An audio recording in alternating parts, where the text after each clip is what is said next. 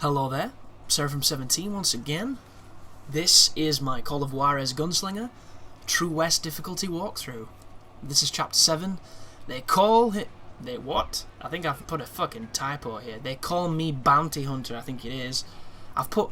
They call B Bounty Hunter, so yeah. Excuse that. But it's chapter 7, so you know which one it is. And from my memory, this is a pretty fun chapter. One thing to bear in mind is you're going to probably shoot your allies a bit like I'm trying to do here, because wherever I see I try to shoot, and it just so happens that a bunch of these people are your friends. The easy way to spot the guys that aren't, they're wearing these very kind red neckerchief things, like handkerchiefs over the face, and they're giving us a fantastic example of who the bad guys are, because they're running around with, you know, Joseph's Technicolor Dreamcoat on the face, which is useful. And one of the best things about games at this point in time, we have these visual cues, we have these audio cues, we have all these subtle pieces of noise and distraction that we filter in our ears or our eyes that tell us what things are without us having to be shown or pointed out or anything too obtrusive. And it is subtle and it is game designy and it's awesome. So you're going to be... Don't know what happened then, but you're going to be pushing through this town, you're going to be shooting dudes, you're going to be hiding behind walls, you're going to probably follow the path I do, because I seem to have zero trouble on this level at all, and it's all pretty basic stuff. But on my previous video, if you watched it, I was a bit tangentially, because my mind is scattered at this moment in time. There's a lot of topics I want to talk about, and because this game is not the most challenging for me, there's not too much I have to give to you as far as strategy. You know, the first few videos I outlined a lot of the stuff you were going to see. I outlined a lot of the things I was going to be doing in my playthrough. Everything now is just to watch it and repeat it with your own techniques. And I believe I'm looking at the stream right now, that's why my pad is drifting, because when I leave my analogs neutral they drift like that, which really sucks. But I've just previously hit a milestone for subscribers. I just hit 10,000 subscribers, which is really good. You know, there's a part of me that's disappointed, but it's really good, and I need to be realistic about this. I was under the impression that YouTube was going to be easy because I had confidence in myself and I had confidence in my content, and I still do. The difference being is I have the realization that YouTube doesn't work, you know, in a fair and just society. It works in a very specific way that if you're not willing to play the game, you're going to have to invest time, and invest time that may never pay off, which I don't have a problem with that, because the one thing that I have is time, and the one thing I also have is passion and drive. So you put those two things together, and I always look at it like this, you know, if you're good at something you will eventually get paid for doing it. That is my perspective on it, and I'm hoping that it comes true. If it doesn't, I'll be doing demotivational books on how to kill yourself, but you know, that comes much later, once failure is already guaranteed. But it's been 2 years and 6 months since I started doing this, which is a very long time, but to some people it doesn't sound like a lot. In that space of time I've done over 2,000 videos. I've done everything on the video. It's all been me, editing, capturing, you know, rendering, commentating. Every single thing has been me, every single time. I've had guests, I've done creative things. Some videos haven't had commentary, some things have been montages, some things have had music. You know, I've experimented with a lot of different things, and I want to continue to do that because I want the channel to build in diversity. Because there's a couple of things that I've realised. You know, when I watch other channels get big or grow and get bigger than me, they do it for a variety of different reasons that I'm aware of. One thing I see quite a lot is focus channels. Focus channels to me are kind of like the Happy Meal. They're kind of like the Big Mac. It's the McDonald's meal where it's the instant gratification of this big, greasy, delicious thing that you know is bad for you, but, you know, 10 minutes later you burp and you're hungry again. And that is my metaphor for the focus channel. Because what happens is, you get known for doing one thing, you get a lot of subscribers for doing that one thing, but they're also overzealous and only want that one thing, that you can't do anything else. And when you do, you either lose them or they complain.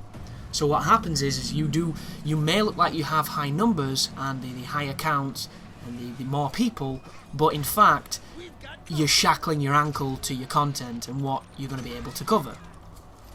And in some rare cases you can break these bonds, you can, you know, bust your way out of it, but you have to have extremely strong character and be ready to get quite a lot of negativity to do that. And on the flip side, you can choose to be a very diverse channel, but what happens there is that you spread your fan base so thin that not everybody's going to like everything, and there are going to be moments where you're uploading something that you're enjoying and a percentage of your subscribers are enjoying, but there are others that aren't, and these people can unsubscribe, these people can complain. You know, you can grow a distance to some of them, and it always brings me back to the observation that I found on YouTube, which is you generally only retain 10% of views from the subscriber count you have. Like, there doesn't seem to be any correlation to it at all, and it doesn't seem to make any sense. And when you're speaking about thousands of people, I think the lack of correlation makes sense, because not everybody is going to do the same thing every day, because not everybody has the flexibility to do that. And there are a lot of channels on YouTube. There are a shit ton of channels on YouTube. There are new channels being made every day, offering very similar content to other people. So you might already have 20 people you watch, so you can't realistically watch one of those 20 people more than the other 20 unless they're your favourite. And it's just this thing of, you have these numbers on YouTube that come with these preconceptions, and they never fully come to realise. And I do apologise if you're here just for the guide, you're not interested in the economy of YouTube, but it's on my mind at this moment in time, and I do enjoy sharing my channel with my subscribers, because this channel is about more than just guides, folks. This is about a platform. I'm building what I refer to as an empire, and a lot of people are interested in that, and just because you aren't doesn't mean that they're not. So it's one of those things where I ask you to be as mature as you can be, and just accept that it's not for you, or that it's not to your tastes, and just move on. But I have 10,000 subscribers now, which is a fantastic milestone, and I only average anywhere between 300 to 1,000 views, which is obviously in and around 10%, often not hitting it, sometimes hitting more than it, which is crazy, because you think all those people will translate to more than that. You know you're going to get diminished returns, because that's how it works. Not everybody can watch the same things. Not everybody's interested in the same things, so you're going to get diminished returns. But the amount that you do get it is astounding. And it's one of those things where I don't really know how to fix it, because I don't think you can fix it. Because you're trying to fix human nature at that point. And it's one of these things where these massive channels, they get these high views because of that diminished return. Like, you look at the subscribers, they have over 1 million subscribers, and they're only hitting 30,000 views, 100,000 views, which once again is like 10% of what they've got. It's this same figure that rears its head. And it's this thing where, regardless of how high or how many subs you get, you're still cursed by the fact that only so many of them watch the stuff. And you do get your exceptions to this rule, like your viral videos, or the more topical or more relevant things, where you get a much bigger audience than you normally would, but you don't retain those people. And it's so fascinating, because like, I had no experience in any of this stuff before I started, and I had a very green perspective on it. And that's not to say I thought I would be able to recycle everything, because that's not the green one I mean. I mean green through an experience where I just didn't think it would work this way. I don't really know how I thought it would work. There's a mixture of pride, ego, and self-confidence that made me think that I would be able to push forward and succeed, because that's what I look at everything in life as. I look at it as, I can do this, and if I can't do this, there's something wrong with me. And I strive to better myself in that regard. But there are some things you just can't control. You can't control it at all. It can be quite similar to schooling. And schooling is always a diversive topic, where you might not be gifted when it comes to academia. You might not be a gifted student, but that doesn't mean that you're stupid, and it doesn't mean that you don't have the ability to learn. It just means that to you, it comes harder. It comes, it's more difficult, and you have to fight for it more. And not everybody who has to fight for it is going to want to fight. And even if you don't fight at school, it's not too late then, because you can always strive to better yourself and acquire knowledge and become more intellectual, through the internet, because the internet gives you so many options and so many choices. And there's always this notion that gets thrown around these days of things being too late. Everything's too late, I always quote my grandma on this, because she's fantastically generalizing fantastically generalising topic, sorry. I just lost my tongue at the end of that. Where she believes that we live in the worst period of time ever, even though statistically we probably live in the best period of time ever, just because of the measure of death counts, the measure of prosperity, all that kind of good stuff. Less people are dying, people are living longer, there's more consumerism, there's more progress, there's more innovation, there is more... We're making advances as a race at such a speed that it can't even be quantified. Yet my grandma still believes that we're all fucking doomed. Fire and brimstone. And it's amazing because she fervently believes it. That is her belief. And she thinks that if everybody was sat down and read a Bible when they were younger, i.e. indoctrinated and proselytized to, then we would have a better world. And there are some people that would probably work wonders with. There are other people that it just wouldn't. And it's these belief systems that it's too late.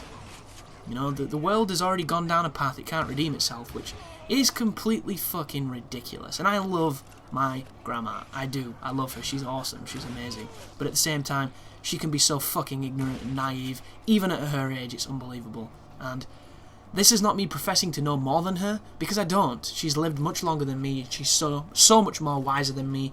But she's also a victim of her generation. She's a victim of the age that she lived in. And like all of us will be, we will always associate things with our own experiences.